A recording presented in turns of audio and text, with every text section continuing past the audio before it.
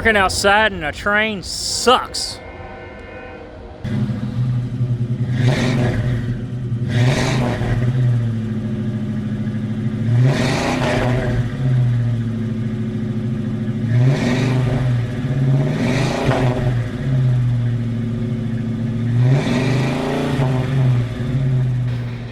This thing does not run.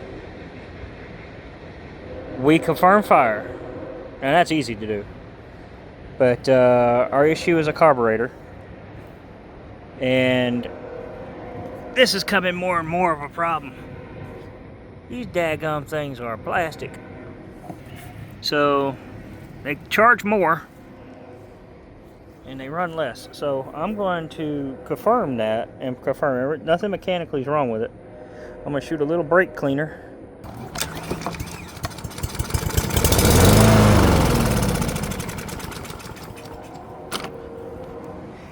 It's just burning the fuel that I just sprayed into it. So something's going on in the carburetor. So let's get that carburetor off.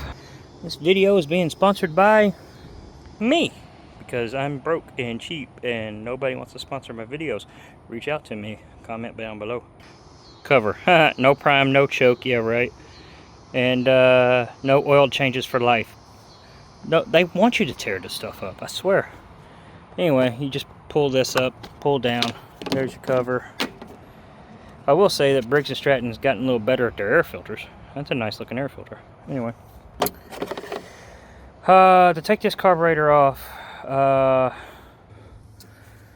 you got two Torx bit heads right there, which is tool bag time.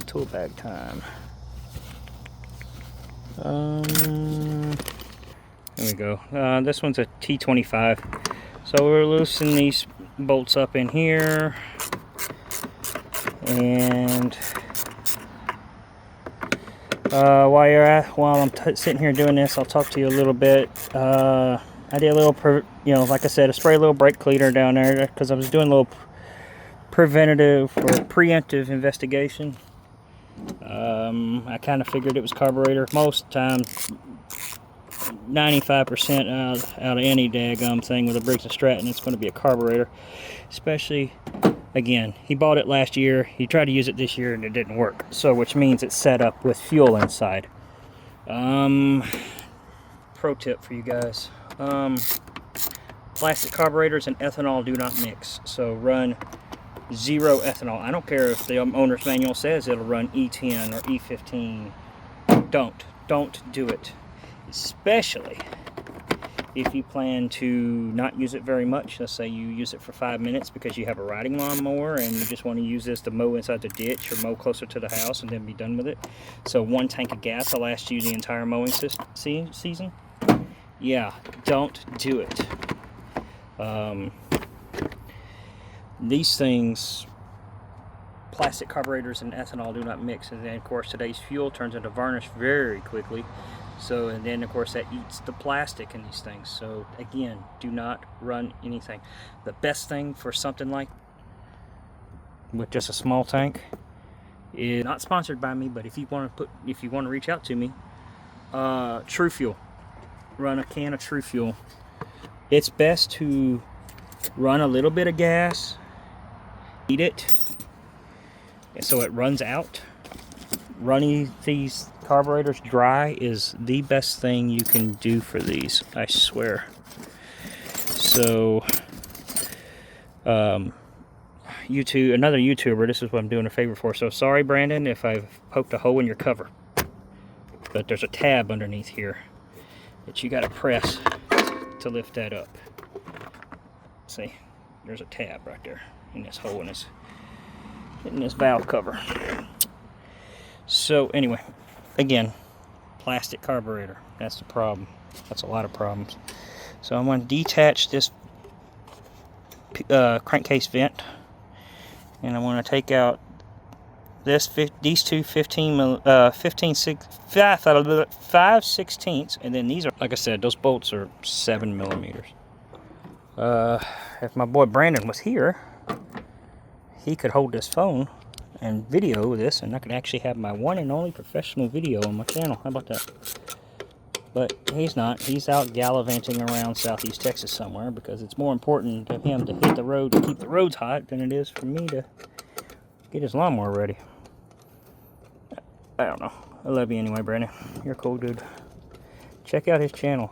I'll link in the top right hand corner. A link to his channel. He's Brandon. That's all I'm gonna say. He's Brandon. A little high strung, short, red-headed guy. But anyway, enough about Brandon. Let's talk about me.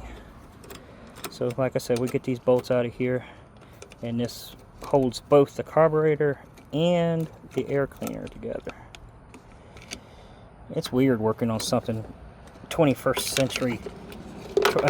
century Briggs & Stratton. It's just ridiculous. I'm not used to working on something like this. It's all plastic.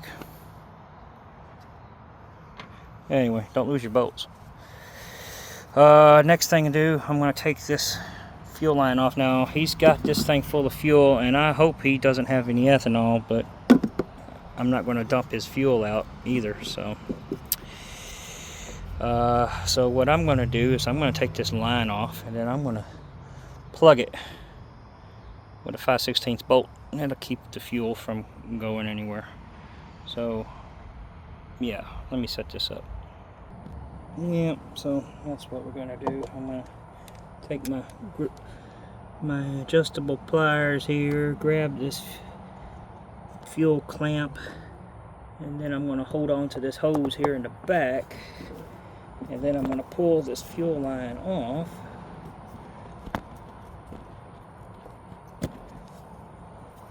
And then I'm going to put this bolt in there.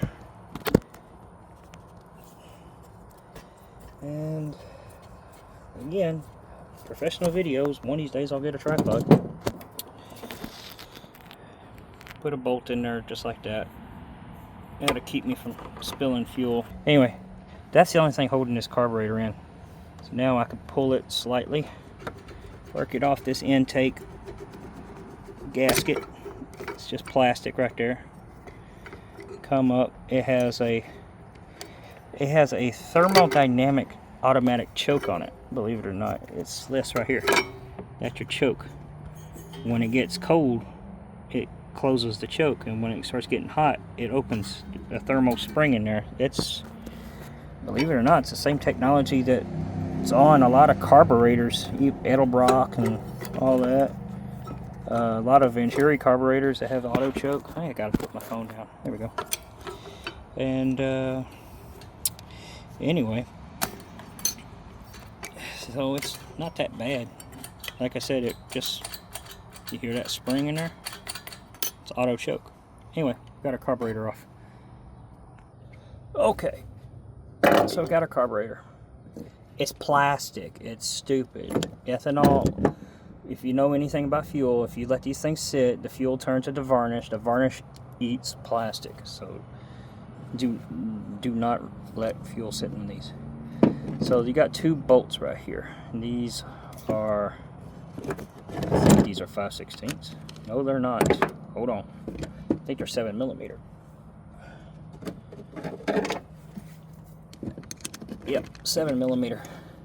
So this, it comes with a drain, but don't take that off, because once you break the seal and then you try to put this on and then you strip this, it's bye-bye carburetor. Okay, we got our two bolts out.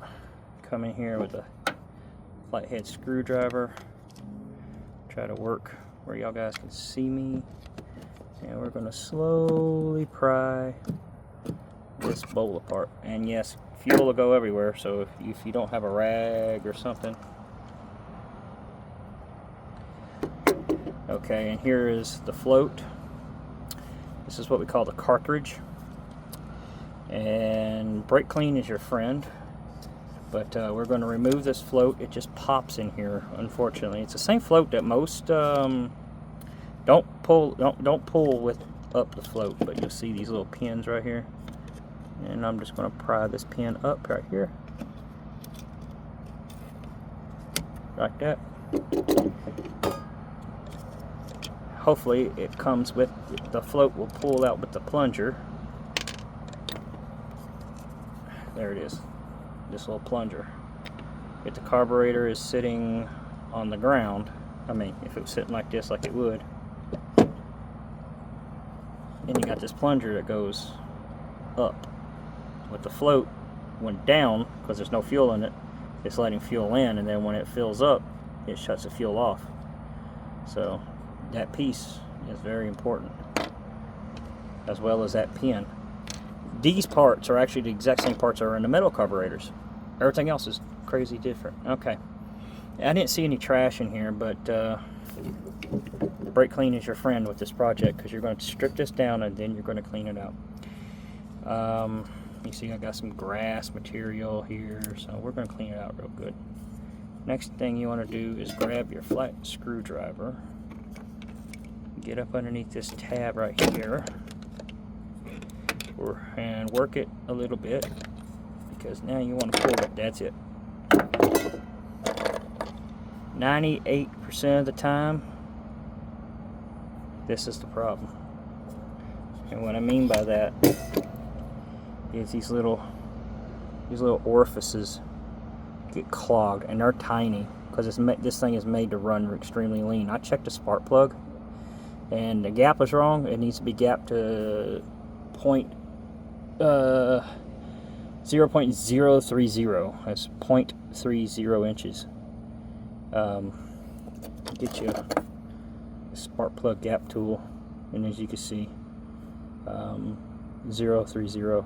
That's where you want that spark plug gap. From the factory, they're coming in at 0.20 to 0.25.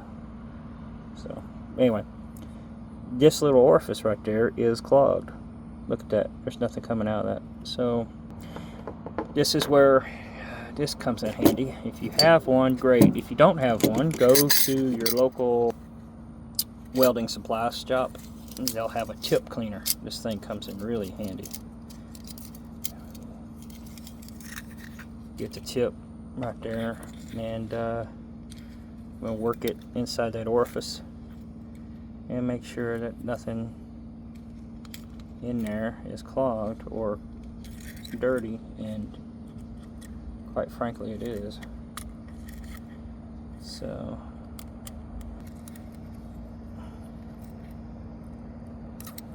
okay, just about got this. I need to get some brake clean. Again, this is your friend too. You can get the flammable or the non-flammable, chlorinated or non-chlorinated, but non-chlorinated flammable is what I work with. Careful not to get this in your eyes. But I am going to put the straw in here, and I'm going to clean it out a little. Safety squint. This in here again, and if you got any cuts on your hands, you'll instantly know. So I reckon you might want to wear gloves. That'll spray back in your face. But that also tells me that jet's clean. Yeah, I got a little bit of hole in here. It's itty bitty, but it's definitely it was definitely clogged. Look at that. Now, you see that little hole? It wasn't there before. This was clogged. So that had a lot to do with what was going on. There we go.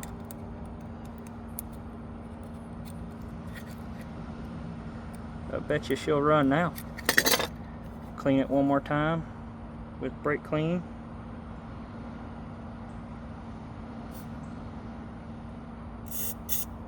Yeah. And you can see it's a heck of a lot cleaner. It'll clog up again. It will. So my advice is, again, run that true fuel. Okay, do the same with your carburetor body. Every orifice, every little hole, spray a little brake clean in that thing. Like I said, see? Make sure that every orifice and every hole is not clogged. Open this up, open your choke up. There's a valve right there. I don't know if you can see it or not. There's a little hole there. It's an idle circuit. Put your straw in there and press the trigger, and that is in my eyeball. Burn, sting, infection, hospitalization. Okay, I think we got it. Now we slide the cartridge back in. Now if you don't know which way it goes, if you look down in there, see there's a little, I know it's hard to see, yeah, see there's a little barrel right there on this particular unit, and then here's that O-ring. That's the way it's going to go. Or if you'd like me, take a video of it and then get it back, rewind, and see how it came apart before you took it apart. Okay, now this gets a little tricky for some people, but you want to put the pin in the float, and then you want the plunger to be in the float as well. You see there's a little track right here, and then this slides. You see this little tang on this plunger? It slides in there like that, and the plunger free falls, you know, free floating like that. You want it to be moving. So this can be a little cumbersome on this particular unit, but it makes it a lot easier because you see it just got little snap tabs. The metal ones, you actually had to squeeze this pin out. So I'm going to pick it up like that. This little plunger goes into that little hole right there, just like that, and we snap the float down. That's it, and it's not binding, so that's good to go. Put this back together. Do you see this little recess indent goes right here on this? So like that. Give a good squeeze together, like so. Don't force anything. And then put your screws back in, like that. And this carburetor is now rebuilt. There's no kit involved into rebuilding this carburetor, but we'll tighten our screws. Now keep in mind, I'll say it one more time, I hate plastic, okay? Plastic carburetors are stupid, but it's Briggs & Stratton's solution to the rusted out, gummed up carburetors of the past, because the ethanol would sit and gum up and varnish and tear up these carburetors when you let fuel sit in them, especially today's fuel. So they went plastic because it might last longer. Now you'll just be rebuilding a carburetor every year, every daggum spring, if you don't run the fuel out of these things and get the fuel out of these. Get the fuel out of them. I cannot emphasize that. Okay, enough of me ranting about yesteryear's carburetors. Let's put this back together. We'll put the auto throttle back on the throttle, and put the choke lever back on the choke lever and slide that back in. And if anybody's complaining in the comments, oh, why didn't you show us how'd you put the rods back in? Because I don't have anybody holding my phone, that's why. Don't force anything, but just it'll slide right back on there, just like that. Now I'm going to pull this bolt off and put this fuel line back on. And while I put this hose clamp on, I will tell you one more time that ethanol eats rubber and plastic. Not so much plastic, as long as it's made out of particular plastic, but it will eat this rubber. This rubber line will fail. Ethanol is alcohol based. It will eat this rubber line up. So eventually we're going to have, maybe not this year, maybe not next year, but we're going to have to replace this fuel line. This thing that you can do is not run ethanol fuel. Again, get you a can of that true fuel. sold anywhere lawnmowers are sold, literally. All right, assemblies back in reverse order. Don't forget to mate the crankcase vent to the air filter. 2 7mm screws and 2 5/16 screws. And I'm not going to let you watch me put this back together because it's just boring and the video is getting way too daggum long as it is. It's already 26 minutes.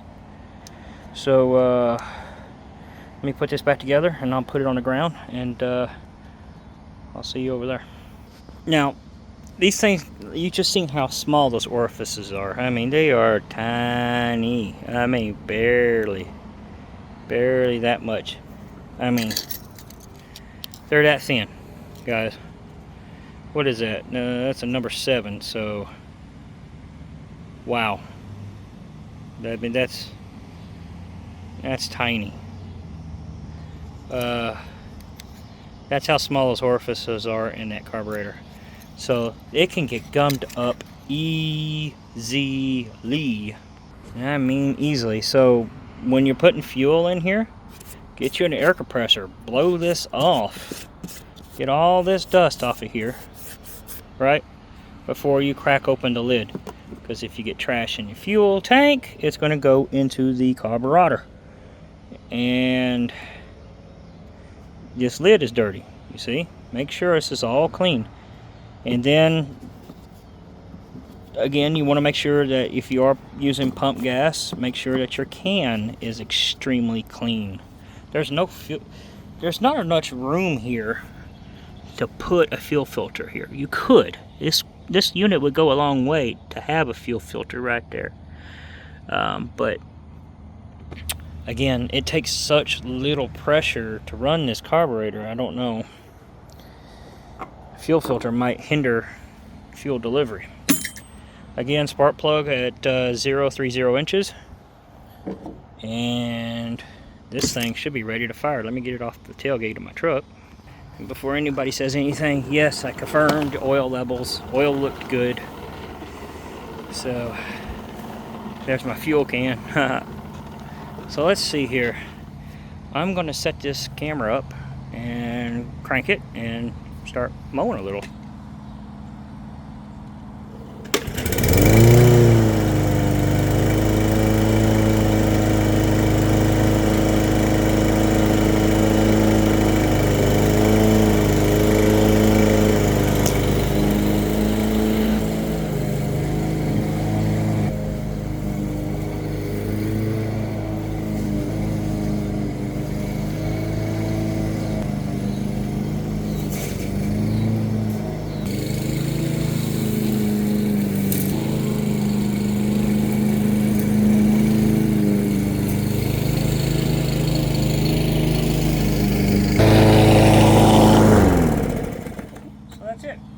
There you go. Just clean the carburetor. So now if you see one of these brand new Craftsmans or Murrays or Toros or whatever sitting in Frank's driveway out by the ditch somewhere because he's throwing away a brand new lawnmower he bought last year, take it home with you and do a free fix. How about that? Alright guys, catch you in the next video. If you like this kind of garbage, like, subscribe, share, and we'll catch you next time.